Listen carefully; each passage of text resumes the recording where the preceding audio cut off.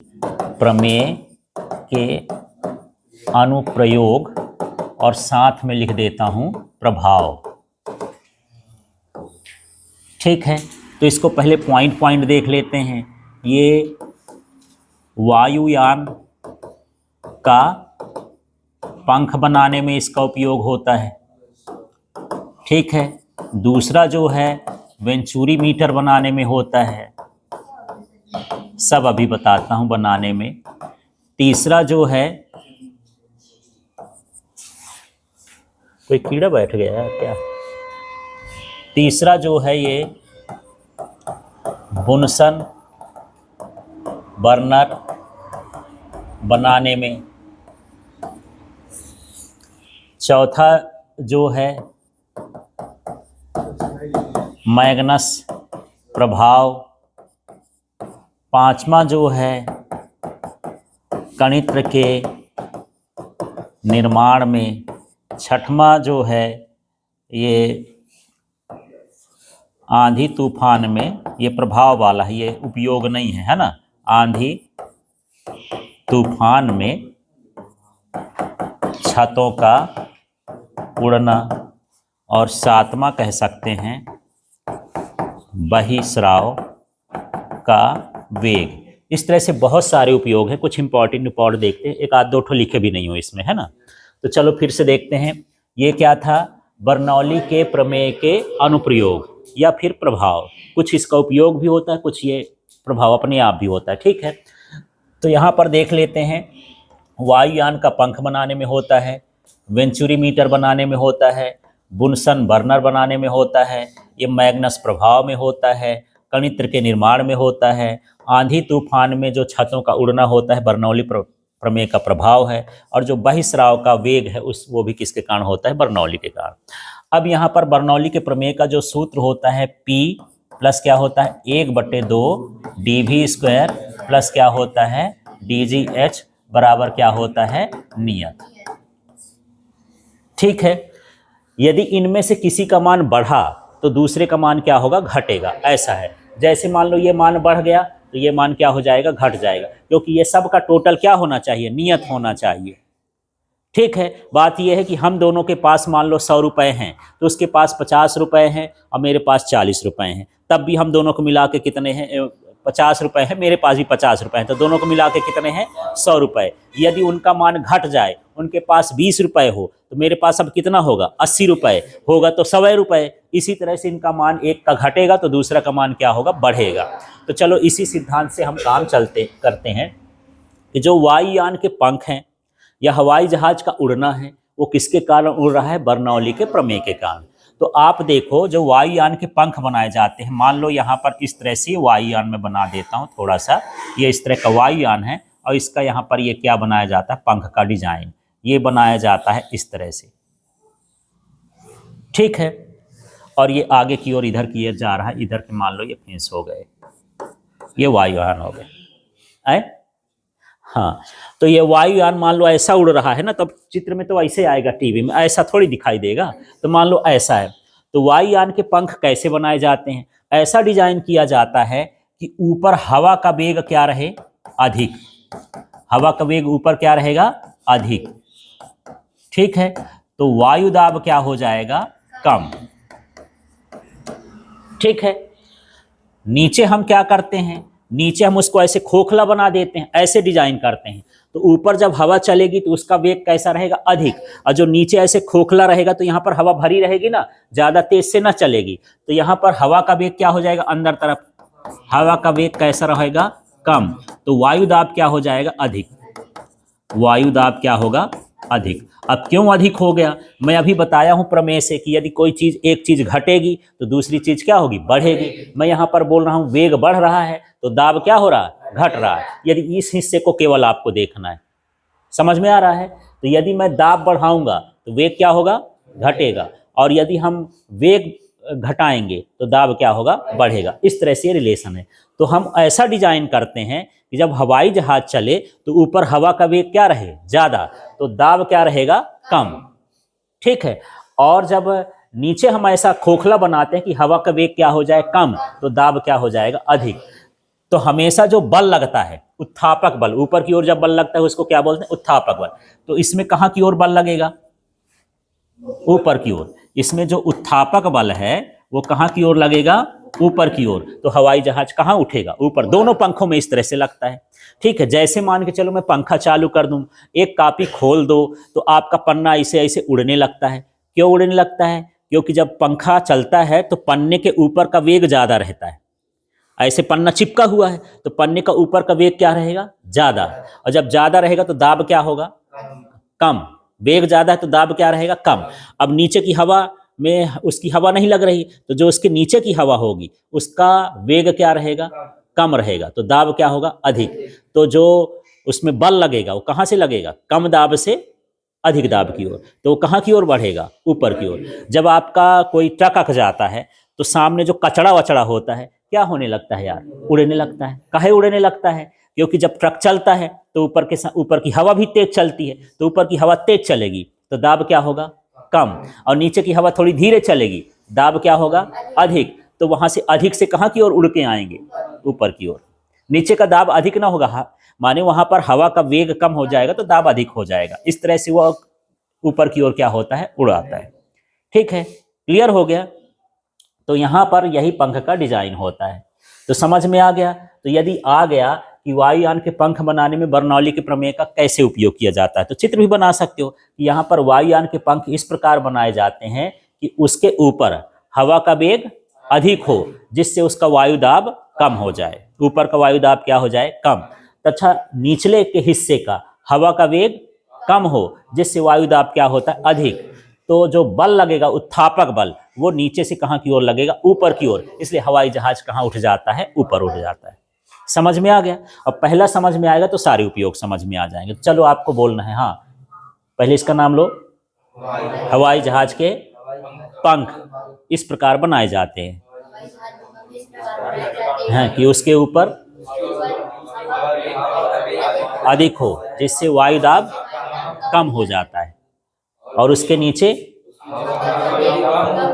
वायुदाब अधिक होता है, जिससे उत्थापक बल ऊपर की ओर लगता है और वायुयान ऊपर उठ जाता है या ऊपर उड़ने लगता है। समझ में आ गया? ठीक। अब हम बात करते हैं वेंचुरी मीटर। तो जो वेंचुरी मीटर होता है एक ऐसा यंत्र है जो किसी नली में द्रव के प्रवाह का वेग का मापन करता है। तो वेंचुरी मीटर एक तरह का यंत्र है। ये क्या करेगा? किसी नली में द्रव प्रवाह के वेग का मापन करता है। ठीक है, मान लो एक नली है, ठीक है, इससे द्रव इस तरह से निकल करके किसी टंकी में जा रहा है ना, किस टंकी में जा रहा है। अब मुझे पता करना है कि यार टंकी कितने देर में भर जाएगी, है ना। तो हम लोग क्या करते हैं, भाई मशीन चालू कर दो, फिर पानी गिरने लगा, फिर बोले अब बंद कर दो, अब भर गई होगी, पानी गिर रहा है। अब हमको वैसे नहीं करना है, अपना फिजिक्स लगाना है। फिजिक्स लगाएंगे तो हमको वेग पता रहेगा कि किस वेग से पानी जा रहा है। वेंचुरी मीटर, यहाँ पर एक वेंचुरी मीटर लगा देंगे, इसके आगे हम क्या लगा देंगे? वेंचुरी मीटर, है ना। तो वेंचुरी मीटर ये बताएगा कि किस वेग से पानी यहाँ पर जा रहा है। मान लो हम समझ लेते हैं कि ये 5 मीटर प्रति सेकंड से जा रहा है और 5 मीटर प्रति सेकंड से जाने से 10 लीटर पानी डाल रहा है। ठीक है, तो सोचे कि यार ये 20 लीटर की टंकी है तो 2 सेकंड में क्या हो जाएगी? भर जाएगी। इस तरह से हम इसके वेग का क्या करते हैं? वेंचुरी मीटर से मापन कर लेते हैं। यहाँ पर आपका जो मोटरसाइकिल है, ट्रक है, इसमें जो डीजल वगैरह जाता है ना, छोटी छोटी नली होती है। अब उस नली से जो डीजल है या पेट्रोल है वो इंजन तक जाता है, जहाँ पर वो जलता है। तो किस वेग से जाए, किस गति से जाए, किस स्पीड से जाए कि वहाँ पर अच्छे जल जाए। पता नहीं कि तेज वेग कर देंगे तो ज़्यादा जलेगा तो धुआं फेंकेगी, कम जाएगा तो चलबे न करेगी। अब उसका वेग हम पहले से फिक्स कर लेंगे, कितनी सकरी नली कर दें कि इतना इतना गिरे, इससे ज़्यादा न गिरे। उस हिसाब से जब हम वहाँ पर चेक करेंगे तो वहाँ पर किसका उपयोग करेंगे? हम वेंचुरी मीटर का। तो वेंचुरी मीटर से हम किसी नली में द्रव प्रवाह का क्या नापते हैं? वेग नापते हैं कि किस वेग से उस नली में द्रव बह रहा है। ठीक है, हाँ हाँ, वहीं से नाप के लगा लेते हैं। और वेंचुरी मीटर का ऐसा होता है, एक नली एक साइड चौड़ी होती है, फिर एक साइड क्या होती है? संकरी होती है। तो एक जो पाइप है वो चौड़ी नली में लगाते हैं और एक जो पाइप होता है वो कहाँ लगा देते हैं, हाँ ऐसे संकरी नली में, इस चौड़ी नली में एक पाइप लगा दिए और एक पाइप कहाँ लगा दिए, इसमें। तो जब मान लो पानी बहता है किसी नली, यहाँ पर मान लो एक सटक है, इससे पानी क्या हो रहा, आ रहा, तो इसको हम यहाँ पर क्या कर देंगे, फिट कर देंगे। तो इसमें दो हिस्से हो गए, ये जो इतना हिस्सा है ये क्या है, वेंचुरीमीटर, और यहाँ पर जो पीछे का हिस्सा है ये क्या है, एक पाइप है, सटक है। इससे पानी जब इसमें आएगा तो यहाँ पर सकरा है ना, जब सकरा होता है तो सकरी जगह में वेग क्या होता है, ज़्यादा, वेग ज़्यादा होगा तो दाब क्या होगा, कम, है ना। और जहाँ पर यहाँ पर ये वेग क्या हो जाएगा, कम, तो दाब क्या हो जाएगा, अधिक। तो जब अधिक दाब से कहाँ की ओर बढ़ेगा तो यहाँ पर हम इसकी ऊंचाई का अंतर निकाल लेंगे, इसमें थोड़ा द्रव कम ऊंचा जाएगा, इसमें थोड़ा अधिक ऊंचा जाएगा, उसका अंतर निकाल करके हम उसमें वेग निकाल लेते हैं। इस तरह से चलता है वेंचुरीमीटर। तो वेंचुरीमीटर की आपको परिभाषा भर से मतलब है, यहाँ पर वेंचुरीमीटर क्या है, नली में द्रव प्रवाह का वेग नापते हैं जिस यंत्र से, उसको हम क्या बोलते हैं, वेंचुरीमीटर। अब देख लेते हैं बुनसन बर्नर। ये बुनसन बर्नर होता क्या है यार, ये सबके घर में है, नाम सुने हो, अच्छा एलपीजी गैस का सिलेंडर सुने हो, हाँ, तो उसके जहां पर वो गैस जलती है उसमें क्या होता है, उसमें देखे होगे कि उसमें एक तरह का ऐसे डब्बा ढक्कन जैसे ऐसे लगा रहता है ना, जहां से गैस जलती है, और उसमें छोटे छोटे क्या होते हैं, छेद होते हैं, ऐसे ऐसे, इसी को हम क्या बोलते हैं, बुनसन बर्नर। तो क्या होता है देखना, जो गैस यहां से हम दे रहे हैं एलपीजी गैस, ठीक है, जब यहां पर जाती है तो क्षेत्रफल क्या कर दिए हैं, छोटा, तो वेग क्या हो जाएगा, अधिक हो जाएगा। तो यहां पर वेग अधिक हो जाता है। अब देखो यहां पर ये खुला भी रहता है इस साइड, तो मुझे ये बताओ, मैं यहां से एलपीजी गैस जाने दे रहा हूं, एलपीजी गैस इधर की ओर, ठीक है, तो इसको यहां से भाग जाना चाहिए, खुला रहता है, ये बर्नरे में कहाँ चला जाता है, छेद इधर भी है, इधर बड़ा छेद है, ये बड़ा छेद है, यहां पर छोटा छेद है, तो इसको यहां से न निकलने के बजाय यहां से निकलता है यार, ऐसा क्यों हो जाता है, ठीक। यहां से तो हवा घुसती है क्योंकि जलने के लिए ऑक्सीजन भी चाहिए, और एक जगह से क्या घुसती है, एलपीजी घुसती है, लेकिन ये एलपीजी इस बड़े छेद से क्यों नहीं जाती, तो देखना, यदि हम छोटा छेद कर दिए हैं तो वेग क्या हो जाएगा, अधिक, तो दाब क्या रहेगा, कम, ठीक है। यहां पर ये देखो, यहां पर यदि होगा तो छेद बड़ा है तो वेग क्या हो जाएगा, वेग कम, और दाब क्या हो जाएगा, अधिक। कोई भी चीज कहां से जाती है, अधिक दाब से कम दाब की ओर, तो यहां भी ये अधिक दाब वाला है, तो ये जो गैस है ये उधर न जाके कहां जाएगी, बर्नर में, इधर से जो गैस आएगी वो भी कहां जाएगी, बर्नर में, इस तरह से मिक्स होकर के बाहर निकलती हैं, ठीक है। तो चलो बुनसन बर्नर का सिद्धांत देखते हैं। तो बुनसन बर्नर में छिद्र कैसे होते हैं, छोटे छोटे, जब छोटे छिद्र होंगे तो वायु का वेग क्या हो जाएगा, अधिक हो जाएगा, दाब क्या हो जाएगा, कम हो जाएगा। फिर नीचे के हिस्से में कैसा छेद होता है, बड़ा होता है, तो वहां पर वेग क्या रहेगा, कम, तो दाब क्या होगा, अधिक। तो गैस जो है कम से अधिक की ओर जाएगी कि अधिक से कम की ओर, हाँ अधिक से कम की ओर जाती, इसलिए यहाँ से भी हवा खींच जाती है और यहाँ से भी खींच जाती है, और बुनसन बर्नर में जाती है तो तेजी से जलता है, ठीक है, यही इसका सिद्धांत है, ठीक। इसको हम क्या बोलते हैं, बुनसन बर्नर।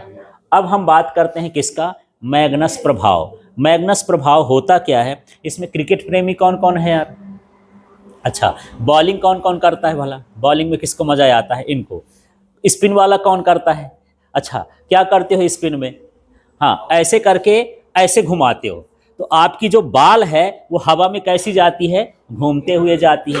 अब देखो जब हवा में बाल, ये मान लो क्रिकेट की बाल हो गई, ये क्रिकेट की बाल हो गई, ठीक है, अब ये क्या कर रही है, घूमते घूमते जा रही है, तो जब घूमेगी तो ऊपर क्या, हवा का वेग, ऊपर क्या होगा, हवा का वेग कैसा होगा, अधिक, और जब वेग अधिक होता है तो दाब क्या होगा, कम होगा, ठीक है। अब नीचे का देख लेते हैं, नीचे हवा का वेग कैसा होगा, हाँ हवा का वेग नीचे क्या होगा, कम, और जब कम होगा तो दाब क्या होगा, अधिक। तो ये बाल कहाँ उछलेगी, हाँ ये अधिक से कहाँ की ओर जाएगी, कम की ओर, अधिक दाब से कहाँ की ओर जाएगी, कम की ओर।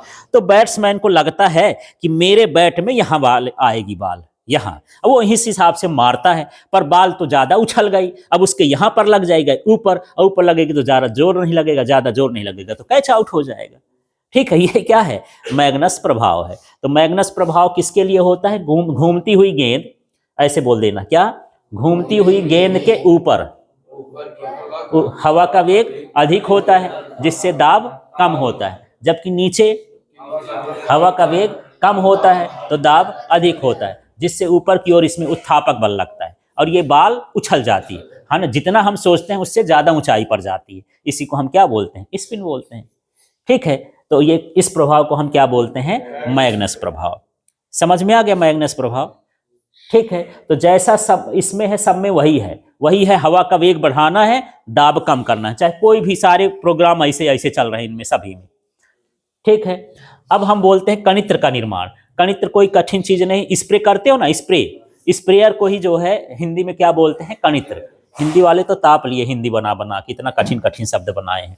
ठीक है, अब इसमें देखो, ये मेरे पास है, ये पास में रखा हूं, इसी को हम स्प्रे बोलते हैं, कणित्र बोलते हैं। तो यहां पर देखो, यहां पर अच्छे से ना दिखेगा, इसमें छोटे छोटे छेद हैं, है ना। जब छोटे छेद से हवा निकलेगी तो कैसे निकलेगी, तेज की धीरे, तेज निकलेगी, दाब क्या होगा, कम हो जाएगा। और यहां से अंदर, इसके अंदर तो जो हवा भरी है वो तेज से तो नहीं निकल रही, तो यहां दाब क्या होगा, अधिक।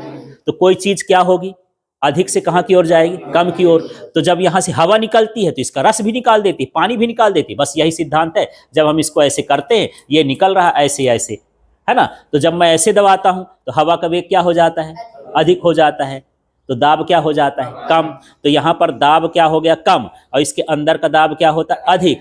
तो जब यहां से हवा निकलती है तो उसके जो अंदर भरा होता है द्रव, वो हवा के साथ निकलता है।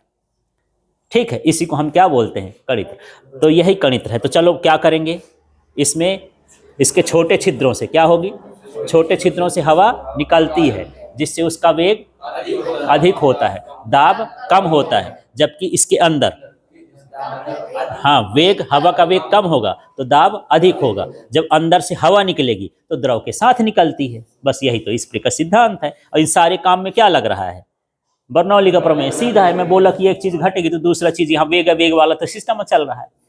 ठीक है, ऐसा। तो इस तरह से कणित्र होता है। अब हम बात कर लेते हैं आंधी तूफान में उड़ने की। यार, आंधी तूफान में उड़ाते हैं छत को।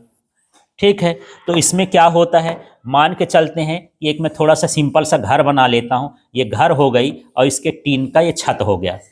हाँ, ये सिंपल सा घर है। ठीक है, सामने से ऐसे दिख रहा है, ये क्या कहलाया, छत। जब आंधी तूफान आएगा तो छत के ऊपर का वेग कैसा रहेगा, अधिक।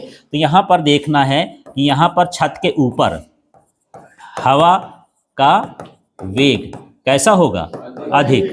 तो दाब कैसा होगा, दाब हो गया कम। ठीक है, अंदर तो हवा घुस नहीं रही है ना, तो अंदर जो हवा है, हाँ, तो कम घुसेगी ना, उतनी तो नहीं घुसेगी जितना ऊपर चलती है। जब आंधी तूफान चलता है तो अंदर एहसास होता है क्या, कम कम, बस हाँ, साए साए बज रहा है, अंदर पता नहीं चल रहा ज्यादा। तो यहां पर क्या हो जाएगा यार, ये हवा का वेग क्या हो जाएगा, कम, तो दाब क्या हो जाएगा, अधिक। ठीक है, बल कहां की ओर लगेगा, अधिक से कहां की ओर, कम की ओर। माने यहां उत्थापक बल लगेगा। उत्थापक बल कहां की ओर लगेगा, उत्थापक बल जब ऊपर बल लगाएगा, जितना बल लगाएगा कि छत उड़ जाएगी, है ना। यही छत उड़ने का है। तो जो टीना उना की छत होती है वो जनरली उड़ जाती है। अब ये इनका तो भार है ज्यादा, इतना बल नहीं लगा पाते, नहीं इसको भी उड़ा ले जाएं। ठीक है, तो यही होता है कि आंधी तूफान के समय, अब इसको भाषा बनाना है क्या, आंधी तूफान के समय छत के ऊपर हवा का वेग अधिक होता है और दाब क्या होता है, कम होता है। जबकि छत के नीचे हवा का वेग कम होता है और दाब अधिक होता है, जिससे उत्थापक बल, हाँ, ऊपर की ओर लगता है और हाँ, छत उड़ जाती है। कई बार तो ऐसा होता है यार कि ट्रक वाले जैसे बांध बांध के ले जाते हैं ना टीना उना, है ना, और बड़ी तेज से भागते हैं। अब हम मोटरसाइकिल चलाते जा रहे हैं तो वो इतना बल लगता है कि उसका रस्सी वस्सी टूट जाता है। फिर मोटरसाइकिल वाले के ऊपर कई बार तो गला कट गया, हाथ कट गया पीछे। तब जब टीना ऊना चले ना, छत माने सामने टीना चले, प्लाई चले, इनमें जो है इसका ज़्यादा प्रभाव होता है। तो हमको अपना मोटरसाइकिल वगैरह दूर रखना चाहिए। कई बार ऐसा होता है कि यार छत, यहाँ पर हम टीना की छत लगाएं, उड़ के गिर रहा है दूसरे के घर में, उड़े जा रहा है, वहाँ पर किसी को चोट पहुँचा दिया, ऐसे होता है। एक बार हमारा घर था वहाँ पड़वार में, वहाँ पर बड़ा सा घर बना था पीछे टीना, तो इतना तूफान आया था कि वो लगभग आधा किलोमीटर हमारा छत उड़ते उड़ते गया था, हाँ, है ना, ऐसे उड़ के गया था। और उसमें जो है जब नीचे गिरा तो टीना फीना सब ऐसे मुड़ गया था, और कुछ जगह सीमेंट वाला था तो बचा ही नहीं था कुछ। और उसमें ऐसा नहीं, मोटे मोटे लकड़ी के मलगा भी लगे थे, है ना, वो सब उड़ गया था। ऐसा है। तो इतनी ताकत होती है, लेकिन वो ताकत कौन सा प्रभाव कहलाया, ये बर्नौली के प्रमेय के कारण है। ऐसा होता है। तो कई बार टीना उना जब बहुत तेज आंधी तूफान आता है तो टीना कपड़ा ये सब उड़ता है, सब में यही सिद्धांत लग रहा है ना। फिर ये बहिस्राव का वेग समझते हैं। जैसे मान के चलो कि यहाँ पर एक हमारे पास बर्तन है इस तरह से, ठीक है, इसको हम ऐसे कुछ ऊंचाई पर रख दिए हैं। तो मान लो मैं यहाँ पर छेद कर दिया, यहाँ पर भी छेद कर दिया, यहाँ पर भी छेद कर दिया, और यहाँ पर भी छेद कर दिया, ठीक है। तो यहाँ का पानी यहाँ गिर रहा है, दूसरे का पानी थोड़ा सा क्या यहीं गिरेगा, तीसरा का पानी भी क्या यहीं गिरेगा। ये डिपेंड नहीं करता है। ऐसे है कि यदि मैं इसको ऐसे बना लूं, जो सूत्र लिखा है ना dv², ठीक, और क्या लिखा है dgh बराबर मैं क्या कर लेता हूं dgh, तो dd कट गया तो v इक्वल टू क्या हो जाएगा यार, √gh। इसका मतलब यही है कि जितनी ऊंचाई माने बढ़ती जाएगी सतह से ऐसे ऐसे नीचे की ओर आते जाएंगे, इसका जो क्या कहना है वेग है वो भी क्या होता है, बढ़ता जाता है। फिर से देखो, मान लो मैं ऊपर छेद किया हूं, ऊपर सतह के ऊपर, इसकी ऊंचाई यहां से क्या है, कम, तो बेचारा धीरे धीरे टपकेगा पानी, ठीक है। फिर नीचे आ गए, यहां पर आए, थोड़ा h का मान क्या हो गया, बढ़ गया, तो ये थोड़ा तेज जाएगा, यहां गिरेगा, ठीक है। जैसे जैसे हम आते जाएंगे गहराई पर, वैसे वैसे वेग का मान क्या होता जाता है, बढ़ता जाता है, ठीक है। वो सिंपल सा एक डब्बा ले लो, उस डब्बे में यहां पर छेद करो, कैसे पानी गिरेगा, धीरे धीरे, थोड़ा और नीचे, फिर थोड़ा तेज, फिर और नीचे थोड़ा तेज, ठीक है। इस तरह से यहाँ पर जो है जैसे जैसे हम आते जाते हैं वैसे वैसे इसका मान क्या होता है, बढ़ता, वेग का मान बढ़ता है। इसको बोलते हैं बहिस्राव का वेग, ठीक है, किस वेग से बाहर निकल रहा है, ठीक है। क्लियर हो गया इतना। तो ये था सारा कुछ क्या, बर्नौली से रिलेटेड, है ना। तो अब जितनी भी चीजें हैं सब में एक ही चीज जान जाओ कि यार हवा का वेग बढ़ाना है और दाब कम करना है, और हवा का वेग घटाना है तो दाब क्या करना, अधिक करना, सब में वही है। वायुयान आता है, पंख लिख देंगे, है ना, ऐसा करके सारा चीज ये आपका हो जाएगा, ठीक है। अभी कितना टाइम हो गया।